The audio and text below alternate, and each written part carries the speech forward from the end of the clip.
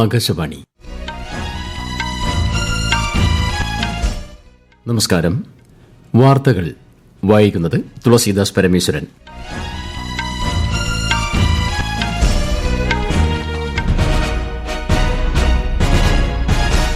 പ്രധാന വാർത്തകൾ.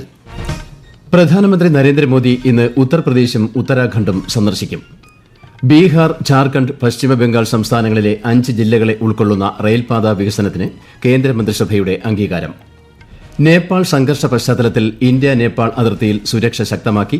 കേരളീയരെ തിരികെ എത്തിക്കാൻ അടിയന്തര ഇടപെടൽ ആവശ്യപ്പെട്ട് മുഖ്യമന്ത്രി പിണറായി വിജയൻ.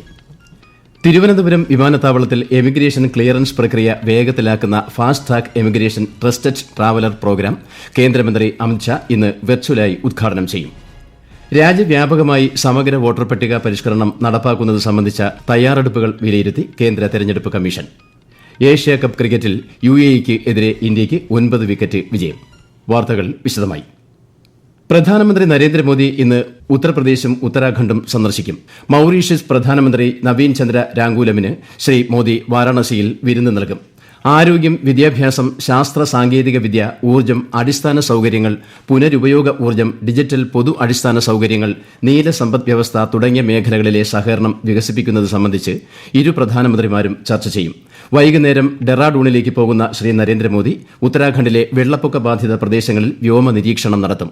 ഉന്നതതല അവലോകന യോഗത്തിലും അദ്ദേഹം പങ്കെടുക്കും.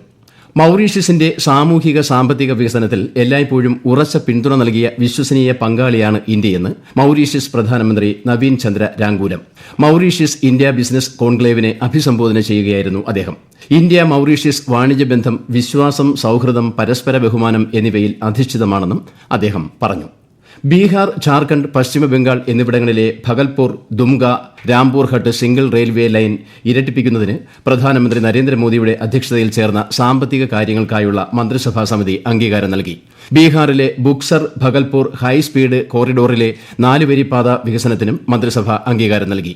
3 സംസ്ഥാനങ്ങളിലെ 5 ജില്ലകളെ ഉൾക്കൊള്ളുന്ന പദ്ധതി ഇന്ത്യൻ റെയിൽവേയുടെ നിലവിലുള്ള ശൃംഖല ഏകദേശം 177 കിലോമീറ്റർ വർദ്ധിപ്പിക്കും.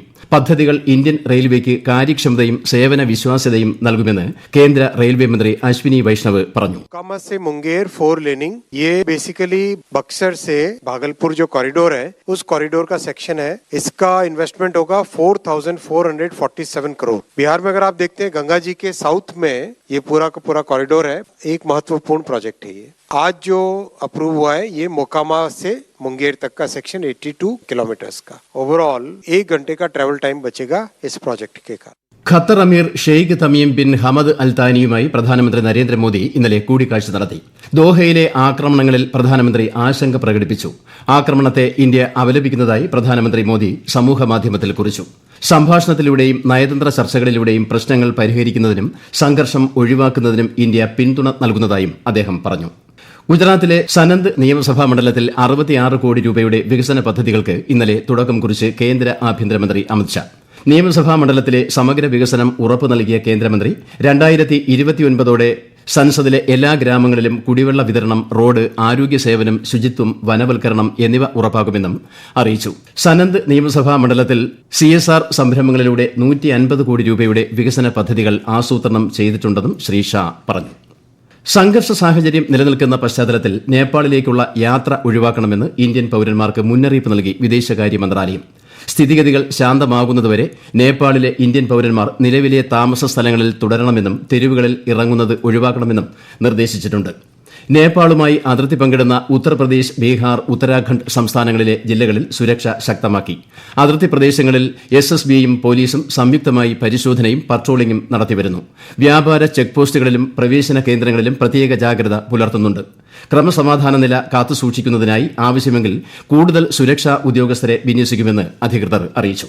നേപ്പാളിലെ പെഖാറയിൽ കുടുങ്ങിക്കിടക്കുന്ന കേരളത്തിൽ നിന്നുള്ള വിനോദസഞ്ചാരികളെ സുരക്ഷിതമായി എത്തിക്കാൻ അടിയന്തര ഇടപെടൽ ആവശ്യപ്പെട്ട് മുഖ്യമന്ത്രി പിണറായി വിജയൻ വിദേശകാര്യമന്ത്രി S ജയശങ്കറിന് കത്തയച്ചു.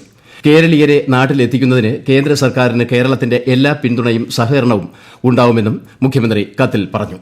നേപ്പാളിൽ ഇടക്കാല സർക്കാരിനെ നയിക്കാൻ മുൻ ചീഫ് ജസ്റ്റിസ് സുശീല കാർക്കിയുടെ പേര് നിർദ്ദേശിച്ച് ജൻസി പ്രതിനിധി സംഘം.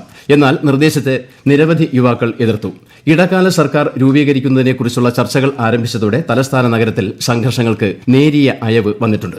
ഈ വാർത്തകൾ ആകാശവാണിയിൽ നിന്നും. ആകാശവാണി വാർത്തകളും വാർത്താ അധിഷ്ഠിത പരിപാടികളും all India radio news Thiruvananthapuram YouTube ചാനലിലും at all India radio news Thiruvananthapuram Facebook പേജിലും AIR ന്യൂസ് തിരുവനന്തപുരം ഇൻസ്റ്റഗ്രാം അക്കൌണ്ടിലും അറ്റ് AIR ന്യൂസ്_TVM X ഹാൻഡിലും ലഭ്യമാണ്.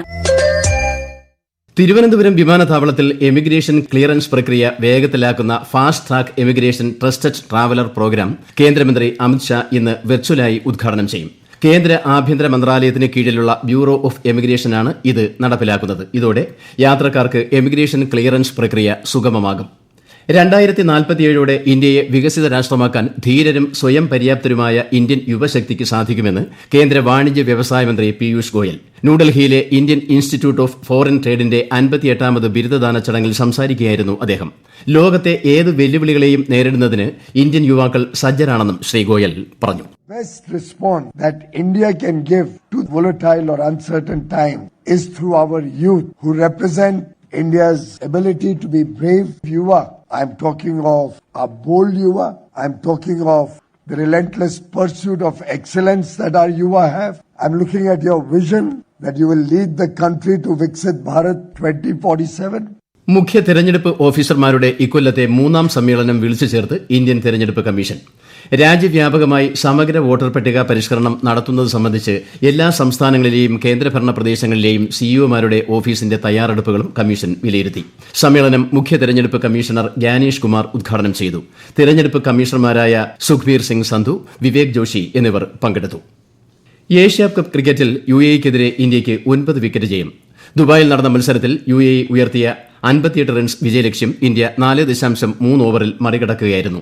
UAEയെ 13.1 ഓവറിൽ 57 റൺസിന് ഒതുക്കിയ ഇന്ത്യ 1 വിക്കറ്റ് നഷ്ടത്തിൽ 60 റൺസ് നേടി. വനിതാ ഏഷ്യാകപ്പ് ഹോക്കിയിൽ ഇന്ത്യ ഇന്ന് ചൈനയെ നേരിടും. ഇന്നലെ നടന്ന സൂപ്പർ 4ലെ ആദ്യ മത്സരത്തിൽ 2-നെതിരെ 4 ഗോളുകൾക്ക് ഇന്ത്യ ദക്ഷിണ കൊറിയയെ പരാജയപ്പെടുത്തിയിരുന്നു. പുതുതലമുറ GST പരിഷ്കരണങ്ങൾ ഉൽപ്പാദകർക്ക് വലിയ പ്രചോദനവും മേഖലയ്ക്ക് മികച്ച പരിവർത്തനവും നൽകുമെന്ന് പ്രധാനമന്ത്രി നരേന്ദ്രമോദി. പുതിയ GST പരിഷ്കാരങ്ങൾ ഇന്ത്യയുടെ ഉൽപ്പാദന മേഖലയിൽ വലിയ മാറ്റങ്ങൾക്ക് കാരണമാകുമെന്നും അദ്ദേഹം പറഞ്ഞു.